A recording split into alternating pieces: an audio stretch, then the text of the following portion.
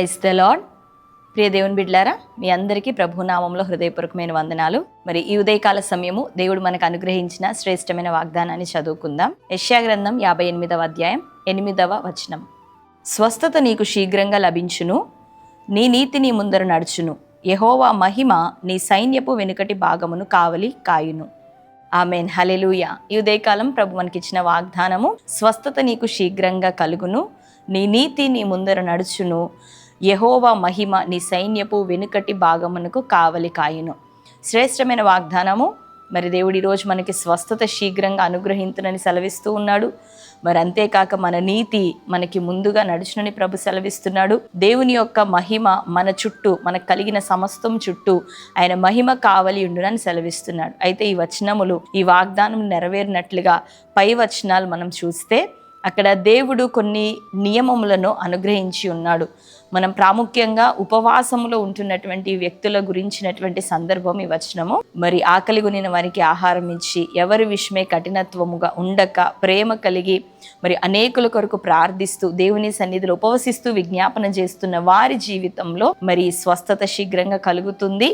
ఈ కార్యములన్నీ మనం చేస్తూ ఉన్నాం కనుక మన నీతి మనకు ముందుగా నడుస్తూ, అంతేకాక దేవుని మహిమ మనకి కావలి ఉండును. స్వస్థత కలుగుతుంది, మరి దేవుని మహిమని కలిగిన సమస్తం చుట్టూ కంచెగా ఉంటుందని ప్రభు సెలవిస్తున్నాడు. మరి ప్రాముఖ్యంగా ఉపవాస దినముల్లో మనం కొనసాగుతున్నాం దేవుని బిడ్డలారా. మరి దేవుని సన్నిధిలో మనం ప్రార్థనా పూర్వకంగా రెండోదిగా సహాయం చేయవలసిన సమయంలో దానిని పొందదగినటువంటి వ్యక్తులకి మనం సహాయం తప్పక చేస్తూ దేవుని కృపలో ముందుకు కొనసాగుతూ ఉన్నట్లయితే మరి ఈ ప్రాముఖ్యమైన దినములు, ఉపవాస దినములనే కాదు, ఎల్లప్పుడూ మనం చేయదగినటువంటి మేలు పొందుకోదగిన వ్యక్తులకి చేస్తే నిశ్చయంగా దేవుడు మన జీవితంలో స్వస్థతను స్థిరపరుస్తాడు, తన ఆశీర్వాదాన్ని స్థిరపరుస్తాడు. అంతేకాక మన కలిగిన సమస్తం చుట్టూ దేవుడు తన కాపుదలను అనుగ్రహిస్తాడు. ఆమేన్.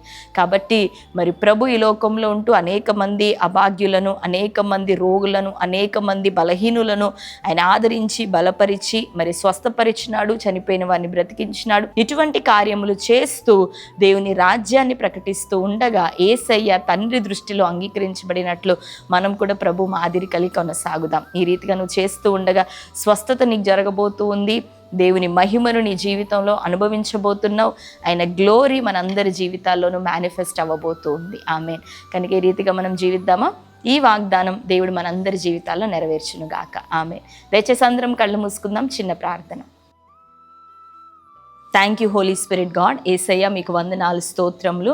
ఉదయకాలం చక్కని రీతిలో ప్రభా నీ వాగ్దానం చేత మీరు మమ్మల్ని దర్శించినందుకు వందనాలు. స్వస్థత నీకు శీఘ్రంగా కలుగునని సెలవిచ్చావు అయ్యా. నీ నీతి నీకు ముందుగా నడుచునని, యెహోవా మహిమ మీ సైన్యపు వెనుకటి భాగమునకు కావలి ఉండునని సెలవిచ్చినారు. ఇదని మీ వాగ్దానం మేరకు ఏ మాటలు ప్రభా మాతో మాట్లాడి ఉన్నారో ప్రభా, ఏ రీతిగా మా ఆత్మీయ జీవితాలు కొనసాగాలని బయలుపరిచినారో ఆ రీతిగా తన్ని మేము ముందు కొనసాగినట్లు సహాయం దయచేయండి. మీరు చేయమన్నవి మేము చేస్తూ నువ్వు వాగ్దానం చేసినటువంటి అయ్యా దీవెనలను, ఆశీర్వాదములను స్వతంత్రించుకుంటూ మీ నామానికి మహిమకరంగా ఈ లోకంలో జీవించే కృపను ఈ వాగ్దానం వీక్షిస్తున్న బిడ్డలందరికీ నీ దయచేయండి. ఈ శ్రేష్టమైన వాగ్దానం బట్టి నీ కృతజ్ఞతాస్తుతులు చెల్లించుకుంటూ వ్యాధి, రోగములు, బలహీనతల సమస్యలతో ఉన్న బిడ్డలను దర్శించి స్వస్థపరిచి విడిపించండి అయ్యా. కనని గర్భాలు తెరవబడును గాక. నిరుద్యోగం, ఆర్థిక ఇబ్బందులు, సమస్యలు తొలగిపోవాలి. ప్రతి విధమైన అయ్యా తన్ని చీకటి నుంచి నీ బిడ్డలకు విడుదల అనుగ్రహించండి. ప్రతి ఒక్క కుటుంబాన్ని ఆశీర్వదించమని, ఈ దినం బర్త్డే, మ్యారేజ్, యానివర్సరీ సెలబ్రేట్ చేసుకుంటున్న ప్రియ బిడ్డలను దీవించి వారి జీవితంలోని వాగ్దానం నెరవేర్చమని యేసు నామములో ప్రార్థిస్తున్నాం తండ్రి. ఆమేన్. Praise the Lord. దేవుని బిడ్డలారా, చక్కటి వాగ్దానం కదా, మరొకసారి వినండి, అనేకులకు తెలియపరచండి. దేవుడు మిమ్మల్ని అందరినీ దీవించును గాక. అనుదినం ఈ వాగ్దానాలను వీక్షిస్తూ అనేకులకు షేర్ చేయండి. God bless you. Praise the lord.